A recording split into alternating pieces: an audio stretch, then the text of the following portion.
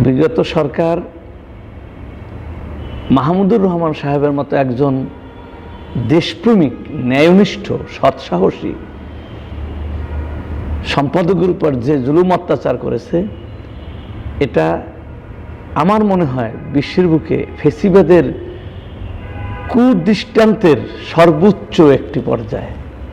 এটা এদেশের মানুষ কখনো সহ্য করে নাই, আর করে নাই বলেই এই গণ অভ্যুত্থানে তার বিদায় হতে বাধ্য হয়েছে। দৈনিক আমার দেশ নূতন করে প্রকাশিত হতে যাচ্ছে জেনে আল্লাহ তাআলার শুকর আদায় করছি।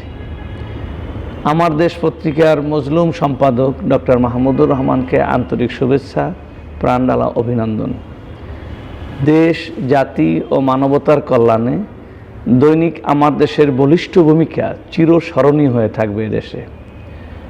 দিন রক্ষার স্বার্থে আজ যেমনি ঐক্যের প্রয়োজন মুসলমানদের, তেমনি দেশের স্বাধীনতা, সার্বভৌমত্ব টিকিয়ে রাখতে আল ইত্তেহাদ মা আল ইখতিলাফ তথা ইউনাইটি ইন ডাইভার্সিটির ভিত্তিতে জাতীয় ঐক্য অতীব জরুরি।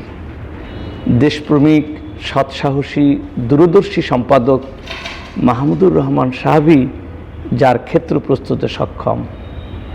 ফেসিবাদ এবং সকল আধিপত্যবাদী শক্তির মোকাবেলায় দৈনিক আমার দেশের কলম সৈনিকেরা অনবরত চেষ্টা চালিয়ে যাবে, কলম যুদ্ধ চালিয়ে যাবে, এটাই জাতির প্রত্যাশা।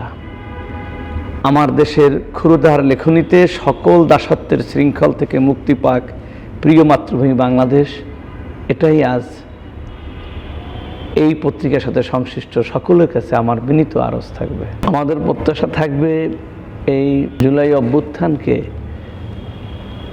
অম্লান করে রাখার জন্য একদিকে যেমন দৃষ্টান্ত হিসেবে লেখনীর ভিতরে বিভিন্ন জায়গায় আসা প্রয়োজন, তেমন পরবর্তী প্রজন্ম যাতে দেশের জন্য, দেশ ও মাটির জন্য, স্বাধীনতা সার্বভৌমত্বের জন্য এভাবে অকুতভয়ে তারা অগ্রসর হতে পারে, সেজন্য তাদেরকে উদ্বুদ্ধ করা, জাগরিত করে রাখা, সচেতন করে রাখা পত্রিকার একটি বিশাল দায়িত্ব, যা আমার দেশ পত্রিকার দ্বারা সম্ভব।